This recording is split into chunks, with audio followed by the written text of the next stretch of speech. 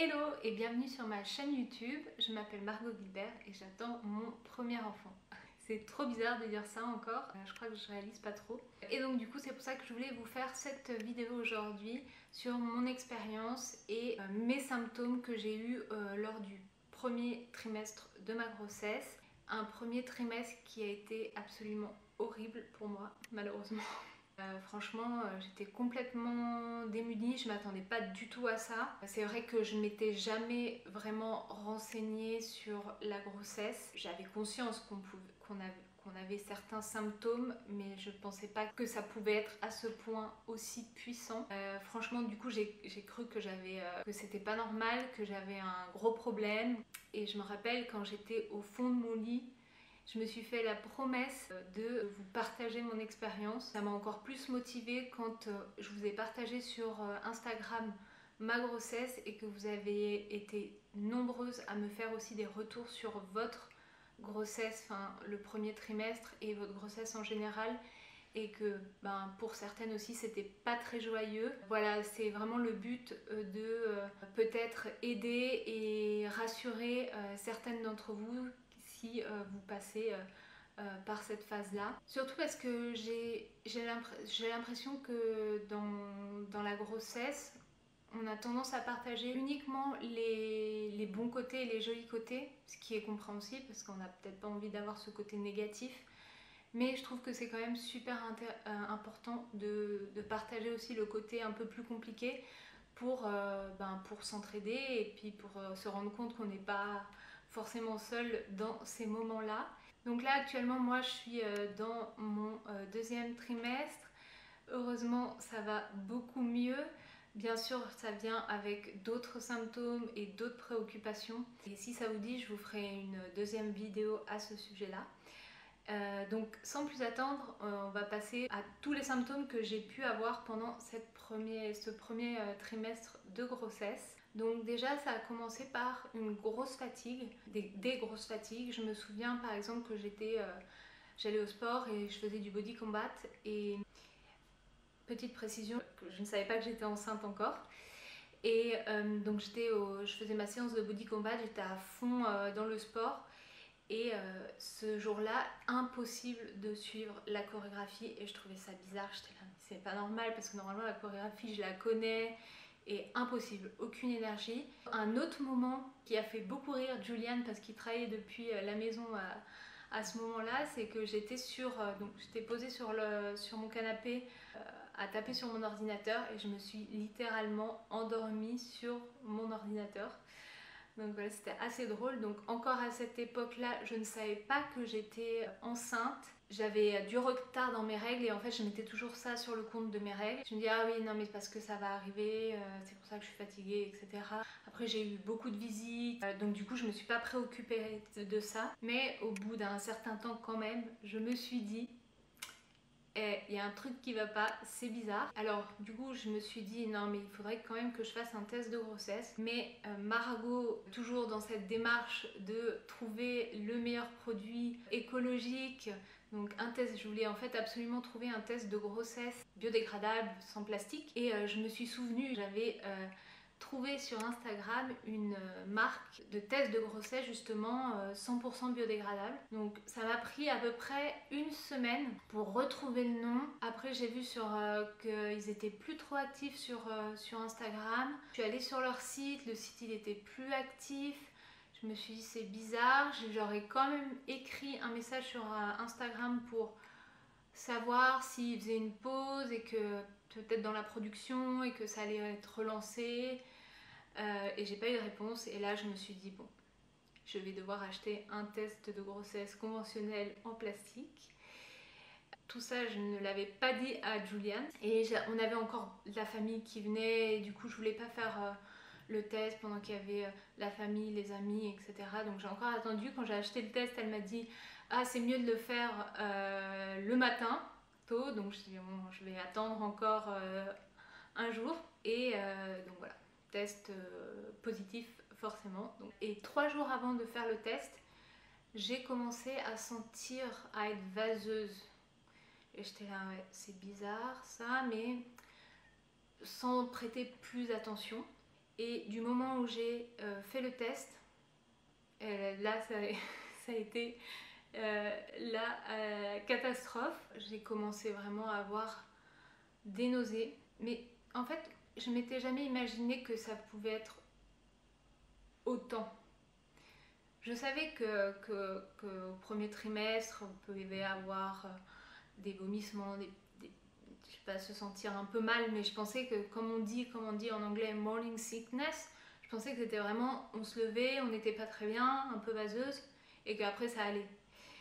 Et ça a été vraiment crescendo, mais c'était du matin au soir, sans arrêt. Et il y a eu forcément les vomissements. Alors, j'ai pas eu beaucoup de vomissements, mais venant d'une phobie de vomir, pour moi c'était genre juste un calvaire à chaque fois que je devais vomir. Enfin, c'est vraiment devenu même, ça pourrait être un mème parce que Juliane m'imite à chaque fois que je sais que je vais vomir. Je me mets les mains sur le visage, je commence à pleurer, enfin c'est vraiment une catastrophe. Celles qui ont la phobie du vomi comprendront. Et puis aussi il y a eu les odeurs. Donc en fait moi depuis le Covid j'avais plus d'odorat. Et là c'est tout revenu mais que les mauvaises odeurs. Donc c'était genre horrible, ce combiné de nausées, odeurs, mauvaises odeurs. En plus à Barcelone ça pue, c'est horrible dans la rue, ça pue, les égouts, les poubelles.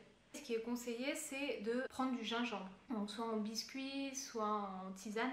Pour moi, ça n'a pas du tout marché.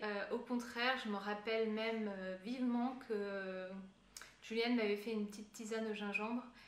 Et c'est le premier jour où, justement, juste après, j'ai vomi. Voilà, il faut vraiment chercher ce qui vous convient le plus. Je pense que moi, le gingembre, j'aime pas particulièrement de base, donc je pense que c'est pour ça que mon organisme n'a pas toléré. Moi, ce qui a malheureusement juste marché, et pourtant je lisais, oui, les médicaments en pharmacie contre les nausées, ça marche pas du tout. Bah moi, c'est seulement ça qui a marché, le Cariban. Ça m'a sauvé la vie, franchement, pour la fin de ce trimestre. Heureusement que j'ai eu ça. Un autre symptôme qui m'a complètement démunie, c'était le fait que j'arrivais à rien manger, mais vraiment rien du tout. J'en pleurais même devant mon assiette parce que je me disais mais c'est pas possible, il faut que je mange, je suis obligée de manger, sinon mon bébé ne va pas grandir, comment ça se passe. Après j'ai eu des envies où j'avais envie de manger que des trucs rassurants et quasiment sans goût qui venaient de mon enfance. Donc c'était kiri, pain au lait, surtout pain au lait, de la purée, des pâtes, mais des pâtes sans rien. Quoi d'autre? Tout ce qui était céréales, donc genre style Choc-à-Pic. J'avais aussi envie de boire du coca, enfin en gros tout ce que je consommais pas au quotidien, j'avais envie de ça. Donc là pour le coup mon style de vie zéro déchet, c'était complètement envolé. Et donc du coup il y a eu aussi beaucoup d'épisodes où je fondais en larmes, clairement c'était les hormones. Je pleurais devant mon assiette parce que j'arrivais pas à manger. Je pleurais aussi de me dire mais quand est-ce que ça va s'arrêter quoi. Et c'est vrai que je suis tombée un peu dans un cycle où je pouvais rien faire. En fait, je me levais le matin juste pour aller manger.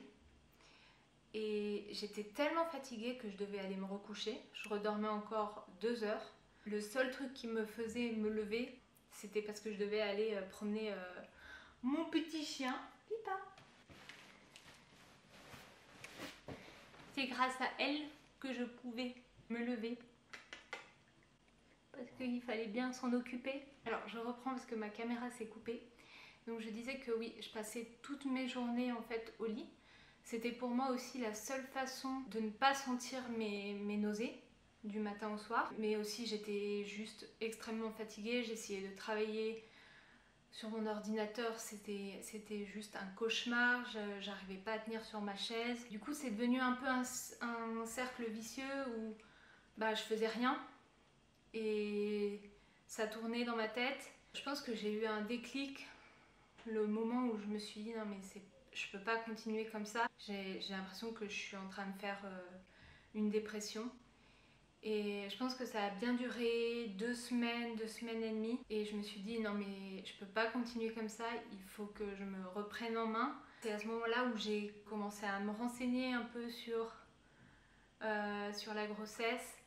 Aussi être bienveillante avec moi-même. J'ai eu la chance lors de mes visites chez le médecin d'avoir justement un docteur qui comprenne mon état et qui soit vraiment dans cette bienveillance et surtout dans la société dans laquelle on évolue où il faut continuer à faire les choses alors que en fait notre corps est en train de changer et en train de fabriquer une petite personne. Donc c'est clair qu'en fait on peut pas fonctionner de la même façon qu'on l'était avant ça. Il y a certaines femmes qui ressentent aucun symptôme, donc elles peuvent continuer à vivre un peu de la même façon qu'avant. Mais c'est vrai que voilà, il faut vraiment beaucoup de bienveillance envers soi-même. Et moi, ce que me disait mon médecin, elle me disait que c'était complètement normal de se sentir comme ça, qu'en fait c'est une période pour nous, en tout cas le premier trimestre, censé être d'hibernation, où tu as envie de voir personne, du coup de prendre le temps pour se reposer. Moi j'ai beaucoup culpabilisé sur le fait que je pouvais rien faire. Je pense qu'aussi il faut s'écouter et pas forcément écouter tout le monde. Il y a beaucoup de gens qui vont me dire peut-être non, essaye de sortir, essaye de faire du sport, ça va te faire du bien. Alors qu'en fait peut-être que ton corps il en a vraiment pas envie. Et bon, moi c'était mon cas, j'étais ultra actif juste avant. Et pendant 1 mois et demi, j'ai fait absolument rien du tout. Mais voilà, il faut laisser le temps au temps et au corps de se réhabituer et de se sentir mieux. Une autre chose qui m'a manqué, et parce que moi-même je suis de nature introvertie et que j'ai tendance à plutôt me renfermer, mais je trouve que c'est important justement de parler autour de soi, de parler de ses symptômes. Surtout ce tabou sociétal sur le fait qu'il ne faut pas dire qu'on est enceinte avant la fin du premier trimestre parce que il y a un risque de fausse couche. Et je pense que ça nous met un poids supplémentaire sur les épaules qu'on n'a pas besoin pendant cette période, parce qu'au final les fausses couches c'est assez fréquent et c'est naturel, même si c'est triste et ça fait de la peine. Je pense que moi j'aurais fait différemment, j'en aurais parlé plus tôt en tout cas à mes amis. J'en ai parlé tout de suite à mes parents, à ma famille, à la famille de Juliane, mais j'aurais voulu en parler plus rapidement à mes amis, surtout que j'en ai pas mal qui ont déjà des enfants et je pense que ça aurait pu m'aider. Ensuite, je pense qu'il est important de se renseigner évidemment, mais pas trop se renseigner et surtout être très sélectif sur ce qu'on consomme. J'ai fait quelques petites recherches sur YouTube justement sur des personnes qui parlaient de leur premier trimestre de grossesse, donc ça m'a un peu rassurée sur les symptômes. Je me suis dit je suis pas seule. Je me suis aussi beaucoup renseignée sur l'accouchement, ou la préparation à l'accouchement, parce que c'est vrai que c'est quelque chose qui moi me stresse beaucoup et ce qui me fait le plus peur. Donc c'est vrai que j'ai regardé beaucoup sur l'accouchement positif et l'hypnobirthing. Et aussi ce qui m'avait beaucoup aidé, c'est d'écouter certains podcasts. Alors c'était Naissance d'une maman et Un temps pour naître. J'ai beaucoup aimé certains épisodes. Sur un des épisodes, il y avait aussi une méditation pour atténuer ses nausées. Donc c'était assez sympa pour commencer avant que je prenne justement le médicament. Et ce qui m'a aussi beaucoup aidé, c'est de tenir un journal de grossesse que je continue à tenir d'ailleurs. C'est une bonne façon d'évacuer un peu toutes les mauvaises pensées qu'on pourrait avoir, comme de poser sur le papier tous les bons souvenirs et retracer en fait l'histoire de sa grossesse. Je trouvais ça super intéressant. Moi j'avais quelque chose de très précis en tête. J'avais envie de faire en fait un mix entre rédaction et photos et objets. Et en fait j'ai trouvé ce classeur sur Etsy qui est en plus personnalisable. On peut choisir la couleur de la cover, on peut écrire le texte qu'on veut. Donc là moi j'ai écrit The Beginning of You. Et en fait je voulais que ce carnet de grossesse, ça soit à la fois pour moi, pour m'aider et me rappeler de toute ma grossesse, et aussi de pouvoir le transmettre à mon enfant et qu'il puisse lire son histoire en fait à travers mon expérience. Et je trouve qu'il est assez bien fait parce que il y a des pages déjà préécrites en fait qui nous aident qui nous guident en fait dans la narrative. Par exemple par semaine, retracer en fait chaque semaine. Donc je vous montre par exemple une page. Donc là c'était la semaine 13-14. J'ai mis une petite photo de l'état de mon ventre et en fait je raconte comment je me sens, les highlights de ces 2 semaines là. Là pour le coup c'était la première échographie. Là, j'ai donc mis mes premières photos d'échographie.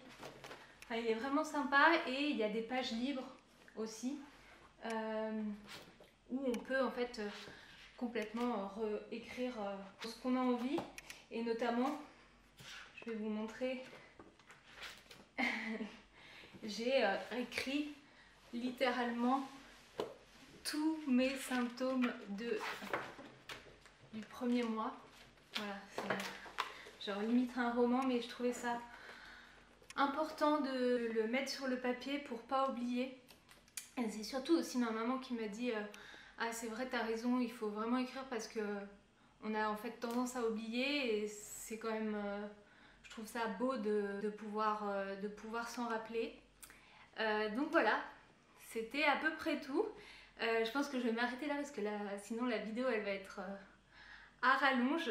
En tout cas j'espère que celle-ci vous aura apporté des réponses, des conseils et aussi du réconfort si besoin. Je voulais en profiter aussi pour vous féliciter si vous êtes enceinte, et pour celles qui recherchent des infos pour leur future grossesse. Merci d'avoir visionné cette vidéo. Je vous fais des gros bisous et je vous retrouve pour un prochain épisode. Bisous, ciao.